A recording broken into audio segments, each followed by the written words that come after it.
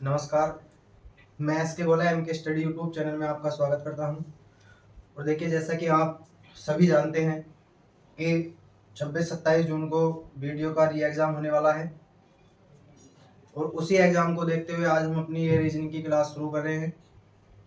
और देखिए, जो भी आप भाई बहन हमारी इस क्लास को देखते हैं, ये गारंटी के साथ, क्योंकि उस पेपर में 50 क्वेश्चन रीजनिंग के आएंगे, पूरे में से पूरे की गारंटी के साथ हम ये क्लास चलाएंगे यदि आप हमारी क्लास को रेगुलर देखते हैं। क्योंकि 25 दिन है और 25 दिन में हम आपको वही चैप्टर पढ़ाएंगे जिससे 3 से 4 क्वेश्चन आने की संभावना रहती है, और 3 से 4 क्वेश्चन वाले सभी चैप्टर आपको कवर करा देंगे।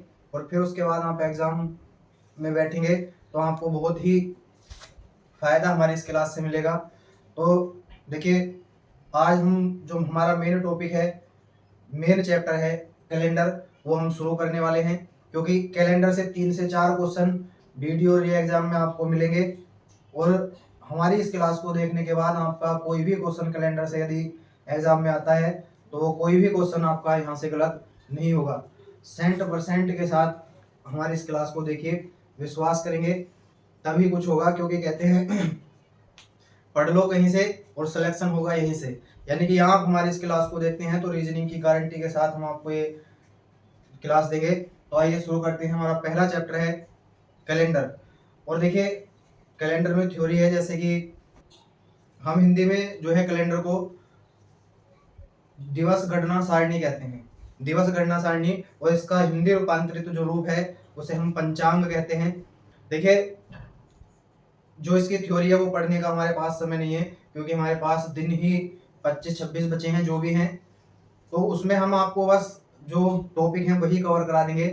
क्योंकि अगर आपको थ्योरी पढ़नी है तो हमारी क्लास कुछ दिन बाद फिर शुरू होगी यूपी पुलिस के लिए, और उसमें भी जो हमारे 37 क्वेश्चन आते हैं उनकी गारंटी के साथ वो क्लास चलाएंगे। तो आइए हम शुरुआत करते हैं कैलेंडर की। और इसकी मेन टॉपिक हम मेन हेडिंग बनाते हैं विषम दिन, क्योंकि हमें सवालों में विषम दिनों की जरूरत पड़ेगी। तो आइए हम पहली हेडिंग विषम दिन बनाते हैं। देखिए, ये नहीं कहना क्योंकि थ्योरी नहीं पढ़ाई है इसकी, क्योंकि थ्योरी का जो टाइम है वो हमारे पास है नहीं, इसलिए हम शुरुआत ही वहां से कर रहे हैं जहां से हमें इसकी जरूरत पड़ेगी। तो आप पहला हेडिंग इसमें बनाएंगे विषम दिन।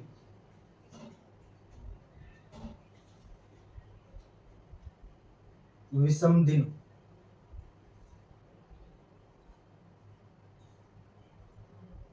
Odd days.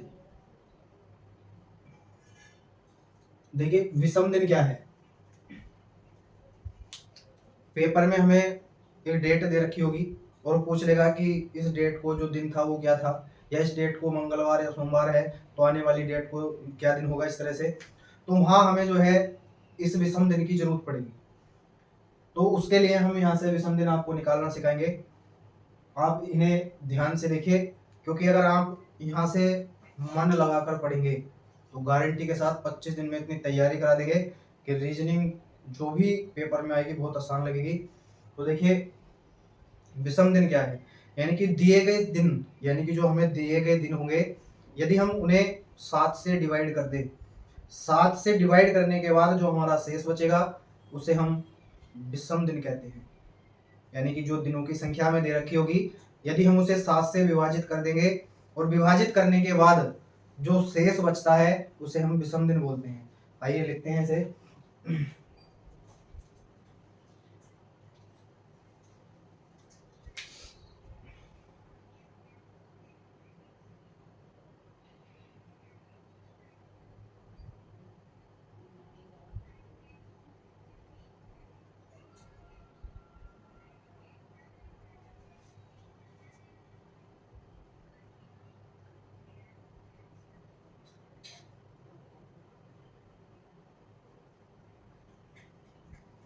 दिए गए दिनों की संख्या को 7 से विभाजित करने पर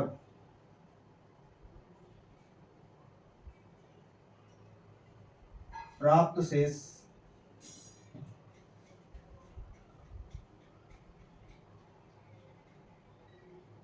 शेष विषम दिन कहलाता है। यानी कि जो दिए गए दिन होंगे, यदि हम उन्हें 7 से विभाजित करेंगे और शेष जो बचेगा उसे हम विषम दिन बोलते हैं। देखिए जैसे यदि मान लो हमें दिन दे रखे हो, तो इसके लिए देखिए मैं फॉर्मूला यहाँ लिख रहा हूँ। विषम दिन बराबर होता है दिए गए दिनों की संख्या,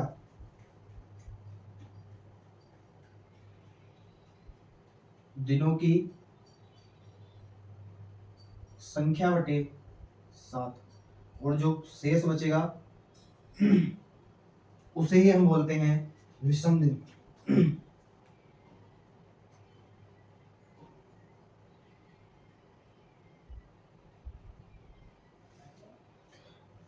पहले विषम दिन निकालने के लिए दिए गए दिनों की संख्या को 7 से भाग देंगे, और 7 से भाग देने पर जो शेष आएगा उसे हम विषम दिन बोलते हैं। जैसे मान लीजिए हमसे क्वेश्चन पूछा जाए कि 18 दिनों में विषम दिनों की संख्या बताइए।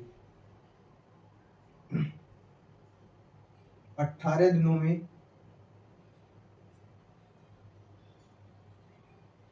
कितने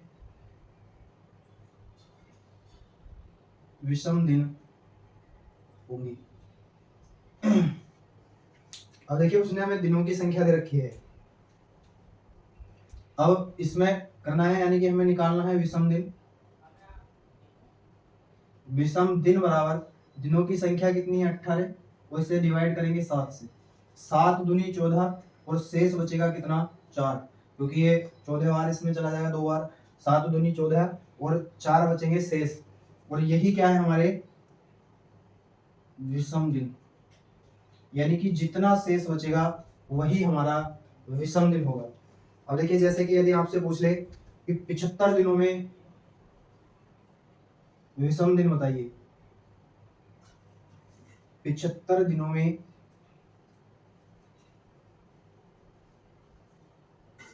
विषम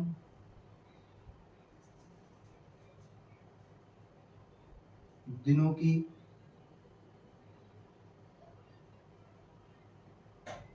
संख्या बताइए, यानी कि 75 दिनों में कितने विषम दिन होंगे ये बताना है। अब देखिए 75 दिन में कितने विषम दिन होंगे हमें अब ये बताना है।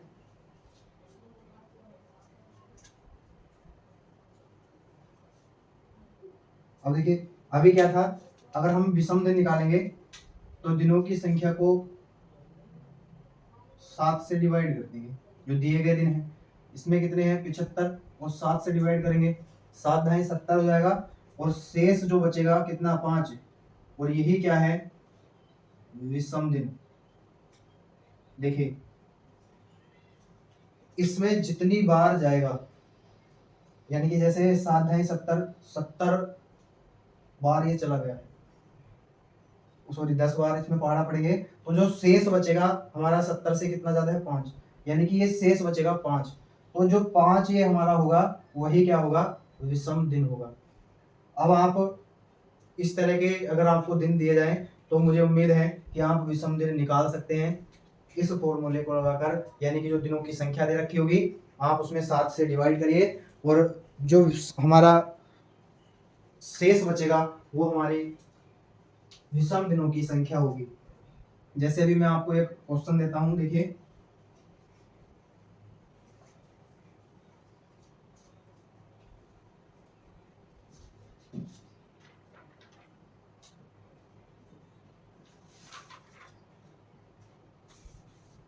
यदि आपसे पूछा जाए क्वेश्चन है 31 दिनों में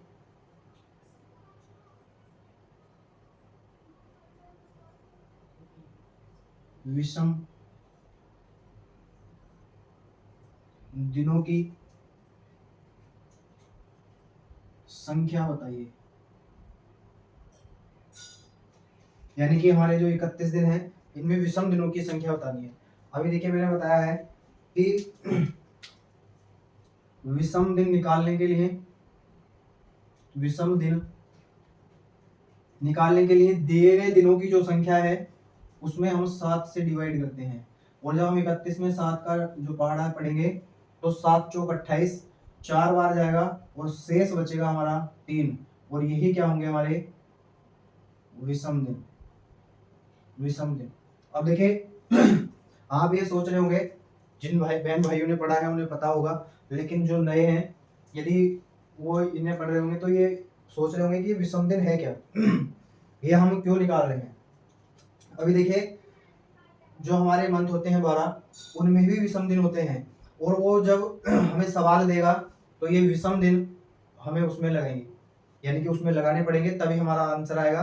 तो आप विषम दिन निकालना सीख गए होंगे। एक बार फिर समझिए, देखिए जो दिए गए दिन है विषम दिन निकालने के लिए जो दिनों की संख्या हमें देगा उसमें हम 7 से डिवाइड कर देंगे, और डिवाइड देने के बाद जो हमारा शेष बचता है उसे हम विषम दिन बोलते हैं। जैसे अभी मैंने 2 क्वेश्चन पहले कराए थे, ये तीसरा है। ये कह रहे हैं कि 31 दिनों में विषम दिनों की संख्या बताइए। तो 31 में यदि हम 7 से डिवाइड करेंगे और जो शेष बचेगा वही क्या होगा हमारा विषम दिन। 31 में 7 से डिवाइड करेंगे, 7 चौक 28, 4 बार चला जाएगा और शेष बचेगा कितना 3, और हम इसे क्या बोलते हैं विषम दिन। यानी 31 दिनों में विषम दिनों की संख्या कितनी होगी 3। अब देखिए मैं लास्ट में कुछ सवाल दूंगा, वो आपको कमेंट उनके आंसर कमेंट करने हैं, तो आप बस ये फॉर्मूला नोट करेंगे और जो ये मैंने सवाल कराए जल्दी से नोट कर लें। आगे जो है हमें जरूरत पड़ेगी बस उसी पे काम करते हैं। तो हम आपको महीनों के जो कोड होते हैं, यानी कि महीनों में जो विषम दिन होते हैं वो अभी मैं आपको लिखा देता हूँ। देखिए ये फॉर्मूला भी लिख लें, इसके बगैर आप विषम दिन नहीं निकाल सकते हैं। अब देखिए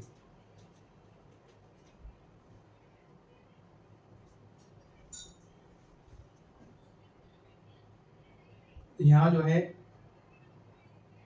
ये लिखिए महीने का नाम, और इधर लिख लेंगे विषम दिनों की संख्या।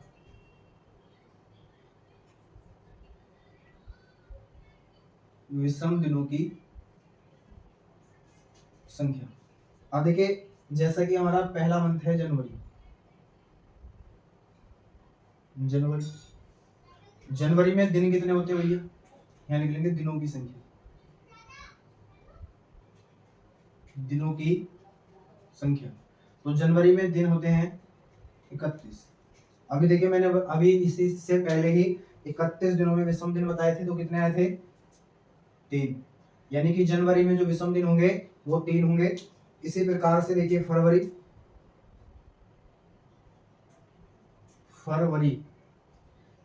इसमें दिन होते हैं 28 भी होते हैं और 29 भी होते हैं। यदि दिन है हमारे इसमें 28 तो विषम दिनों की संख्या होगी 0, और यदि विषम दिन है 29 तो दिन है 29 तो विषम दिन की संख्या होगी 1।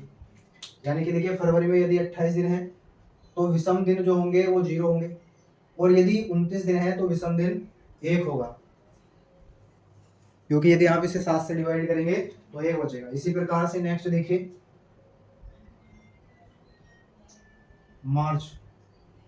मार्च में दिन होते हैं 31, और इसमें विषम दिनों की संख्या कितनी होगी 3। इसी प्रकार से देखिए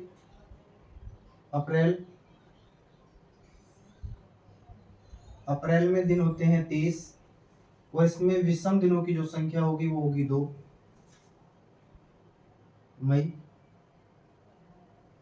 और मई में दिनों की संख्या होती है 31, आज 31 ही तारीख है वैसे, और इसमें विषम दिनों की संख्या होगी 3।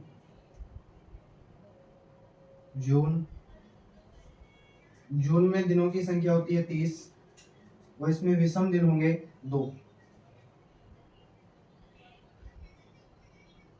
जुलाई,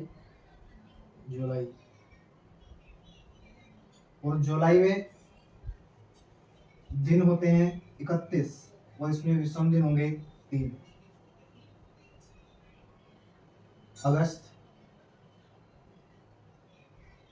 अगस्त में भी 31 दिन होते हैं, और इसमें भी दिनों की संख्या कितनी होगी 3।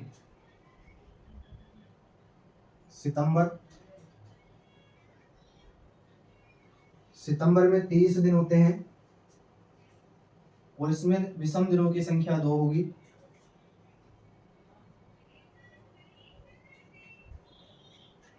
अक्टूबर, और अक्टूबर में दिनों की संख्या होती है 31, और इसमें विषम दिन होंगे 3। नवंबर,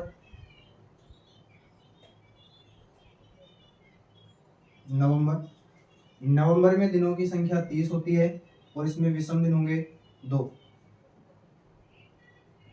दिसंबर, और दिसंबर में दिनों की संख्या 31 होती है, और विषम दिन होंगे 3। देखिए मैंने सभी महीनों के विषम दिन लिख दिए हैं। जनवरी में 3 विषम दिन होते हैं। फरवरी में, यदि फरवरी 28 दिन की है तो 0 विषम दिन होंगे, और 29 की है तो 1 होगा। और मार्च में 31 का दिन हो, 31 दिनों का जो ये मंथ होता है, और इसमें विषम दिनों की संख्या 3 होगी। कहने का मतलब यह है जो मंथ 31 दिन का होगा उसमें विषम दिनों की संख्या 3 होगी, और जो 30 का होगा उसमें विषम दिनों की संख्या 2 होगी। तो आप ये जल्दी से नोट कर लें। नेक्स्ट चलते हैं फिर।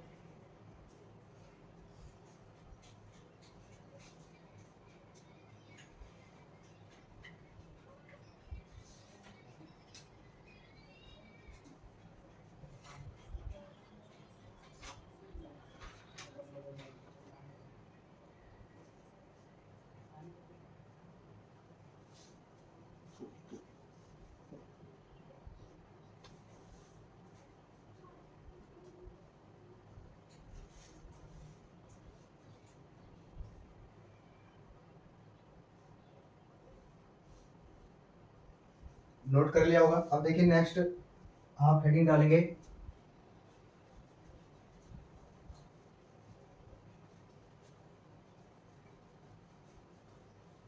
वर्षों के प्रकार। नेक्स्ट हेडिंग डालेंगे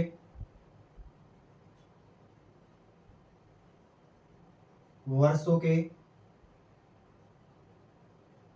प्रकार, टाइप्स ऑफ ईयर। देखिए जो वर्ष है हमारे 2 प्रकार के होते हैं। एक हमारा साधारण वर्ष नॉर्मल ईयर, और दूसरा होता है अधिवर्ष यानी लीप ईयर। जो वर्ष हैं वो 2 प्रकार के होते हैं, एक साधारण वर्ष और एक अधिवर्ष जिसे हम लीप वर्ष बोलते हैं। तो आइए इसे लिखते हैं। देखिए पहला जो हमारा प्रकार है वो होता है साधारण वर्ष। साधारण वर्ष, नॉर्मल ईयर। अब देखिए साधारण वर्ष में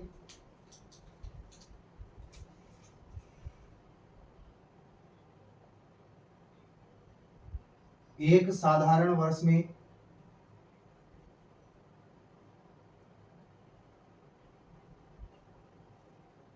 फरवरी में 28 दिन,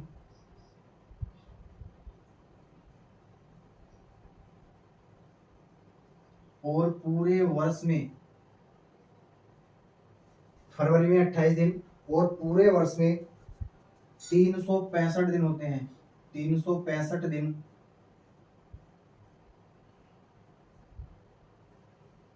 होते हैं।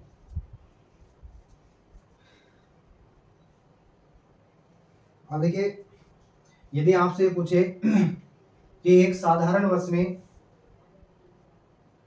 कितने दिन होते हैं तो 365, और इसमें जो फरवरी है वो हमारी 28 दिन की होती है, यानी कि फरवरी में 28 दिन होंगे और पूरे वर्ष में 365 दिन होते हैं।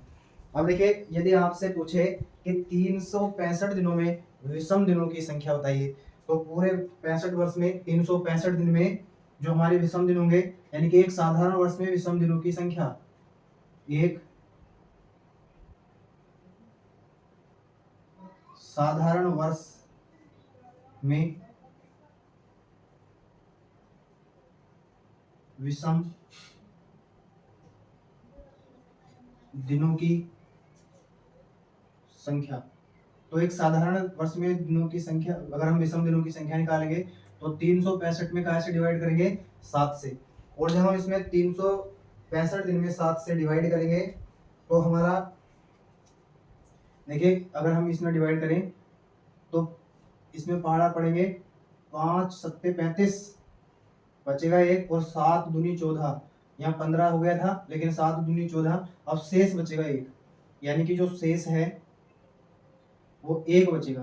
तो हमारे जो विषम दिन हैं वो इसमें एक होंगे, यानी कि 365 दिन में 52 सप्ताह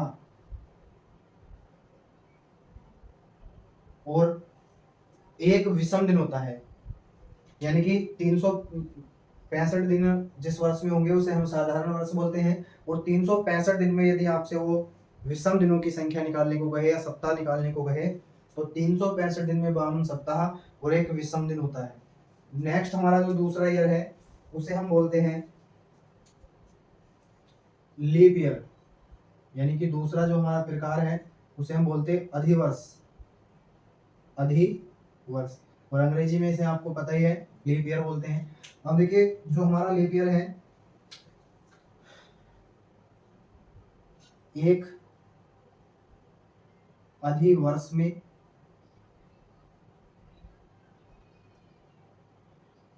फरवरी 29 दिन, फरवरी में 29 दिन और पूरे वर्ष में 366 दिन होते हैं। यानी कि जो हमारा अधिवर्ष यानी लीप वर्ष होगा उसमें पूरे वर्ष में जो फरवरी का मंथ है उसमें 29 दिन होंगे और पूरे मंथ में जो है 366 दिन होते हैं। अब देखिए यदि आपसे कहे कि एक अधिवर्ष में विषम दिनों की संख्या बताइए तो जो हमारा अधिवर्ष होता है यहाँ लिख लेंगे, एक अधिवर्ष में विषम दिनों की संख्या। यदि हम इसमें विषम दिनों की संख्या निकालें तो जो हमारा 366 है उसे डिवाइड कर देंगे 7 से, और जब हम इसे डिवाइड करेंगे तो ये 52 बार भी जाएगा और जो हमारा शेष है वो इस बार 2 बचेगा। कहने का मतलब ये है कि एक अधिवर्ष में 52 सप्ताह और 2 विषम दिन होते हैं।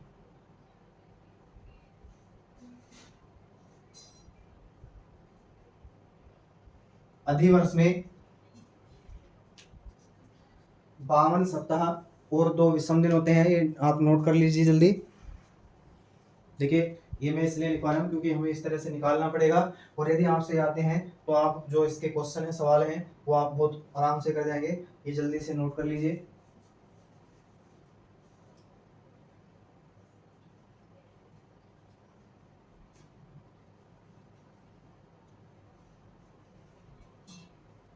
अब देखिए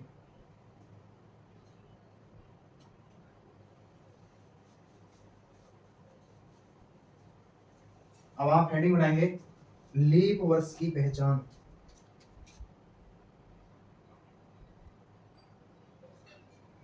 लीप वर्ष की पहचान यानी कि यदि कोई लीप वर्ष है हम उसकी पहचान करें तो हमें क्या करना होगा कि कोई वर्ष लीप वर्ष किस प्रकार हो सकता है या कैसे कोई वर्ष लीप वर्ष होगा। तो देखिए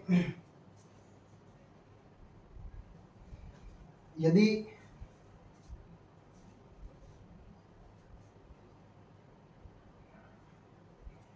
देखिए हमने हेडिंग बनाई है लीप वर्ष की पहचान। लीप वर्ष कैसे पहचाने कि ये लीप वर्ष होगा।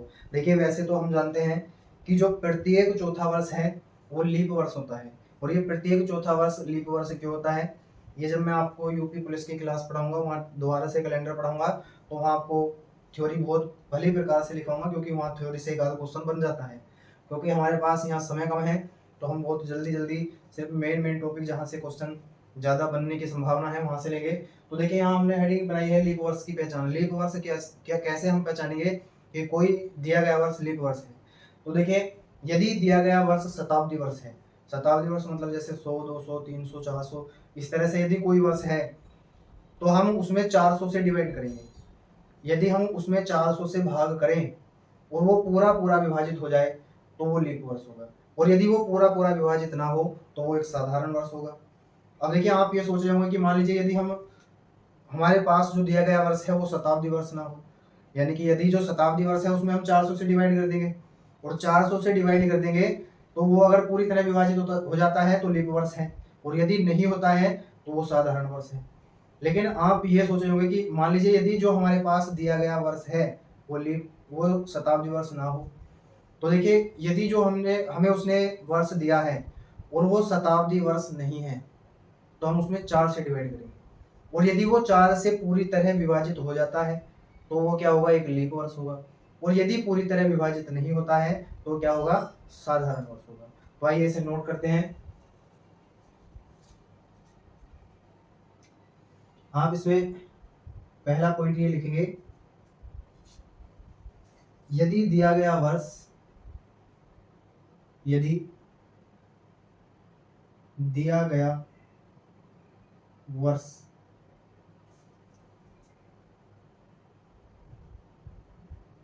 शताब्दी वर्ष है, दिया गया वर्ष शताब्दी वर्ष है, तो उसे 400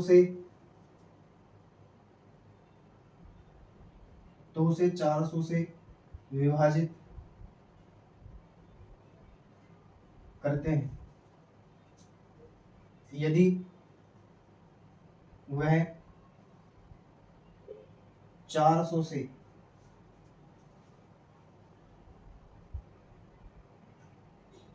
पूरी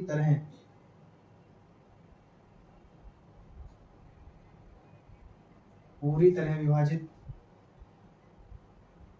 हो जाए तो वह लीप वर्ष होगा।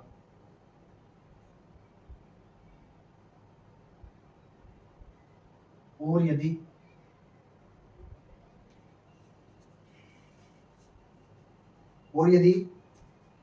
वह पूरी तरह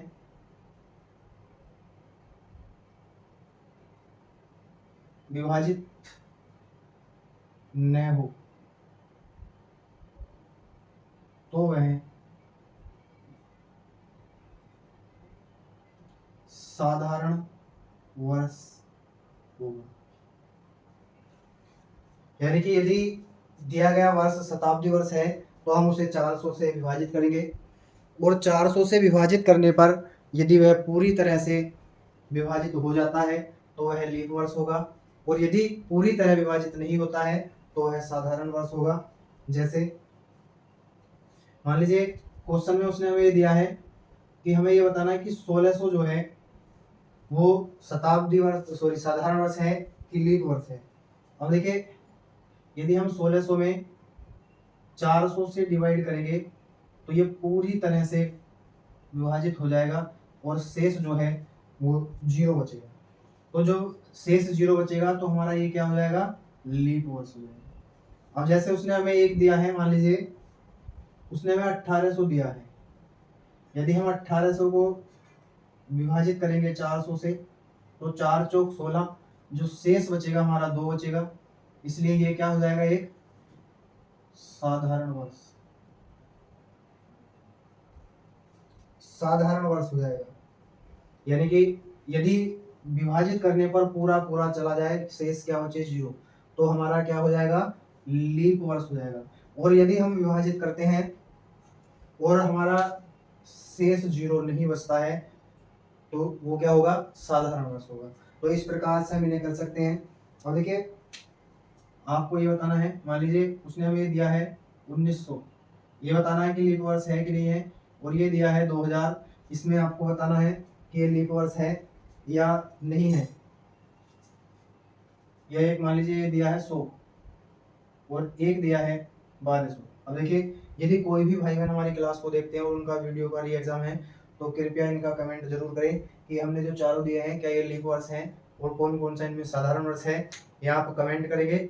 अब देखिए ये तो था हमारा, यदि हमें शताब्दी वर्ष दिया गया हो तो हम इस प्रकार से पहचान सकते हैं।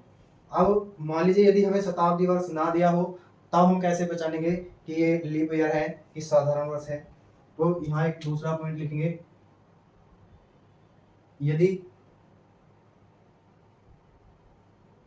दिया गया वर्ष शताब्दी वर्ष न हो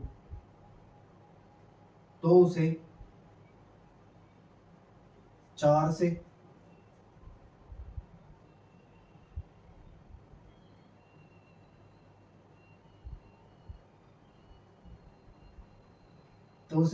से विभाजित करते हैं,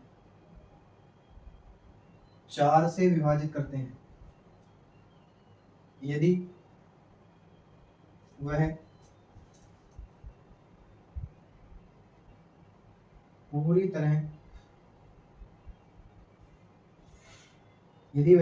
तरह विभाजित हो जाए तो वह लीप वर्ष होगा।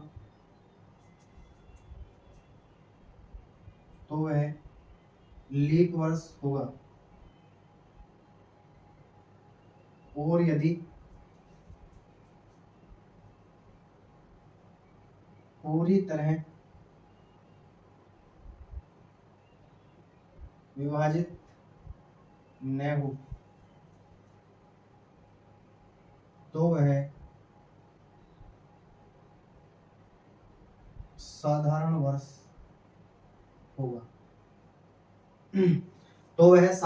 होगा। यानी कि यदि शताब्दी वर्ष ना हो तो उसे 4 से डिवाइड करेंगे, और 4 से डिवाइड करने पर यदि वह पूरी तरह से विभाजित हो जाता है तो वह लीप वर्ष होगा, और यदि पूरी तरह विभाजित नहीं होता है तो साधारण वर्ष होगा। जैसे देखिए, जैसे उसने हमें दिया है, मान लीजिए 2016 दिया है। अब ये जो 2016 है, इसमें हम ये जो लास्ट वाले वर्ष हैं इन्हें हम डिवाइड करके देखते हैं, तो ये पूरी तरह से चला जाएगा और शेष क्या बचेगा, 0। तो ये क्या हो जाएगा, हमारा एक लीप वर्ष हो जाएगा।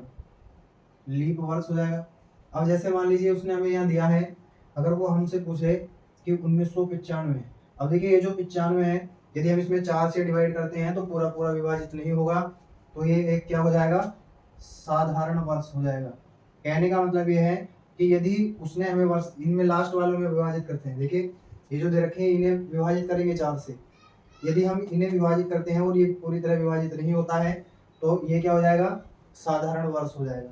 अब देखिए आपको बताना है, जैसे उसने हमें यहाँ दे रखा है, मान लीजिए 1996 दिया है, और एक उसने हमें दिया है 1892, और एक हमें दे रखा है 2018, और एक ले लीजिए 2022।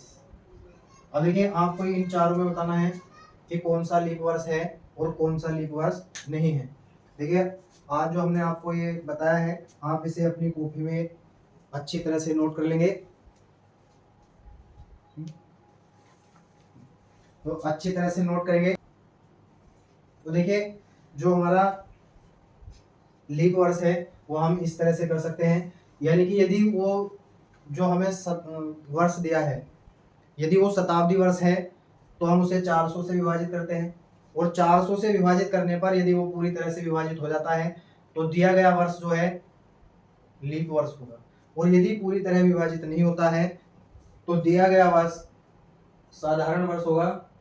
जैसे मैंने ये दिए हैं, आप इसमें बताएंगे कि ये साधारण वर्ष है कि लीप वर्ष है। जैसे मैंने यहाँ करके दिखाया है, 1600 दिया था, अगर 1600 को हम 400 से डिवाइड करते हैं तो शेष 0 बचता है, और शेष 0 वर्ष बचने पर हमारा क्या होगा, वो पूरी तरह विभाजित हो जाएगा। तो पूरी तरह विभाजित होगा तो हम उसे बोलेंगे लीप वर्ष।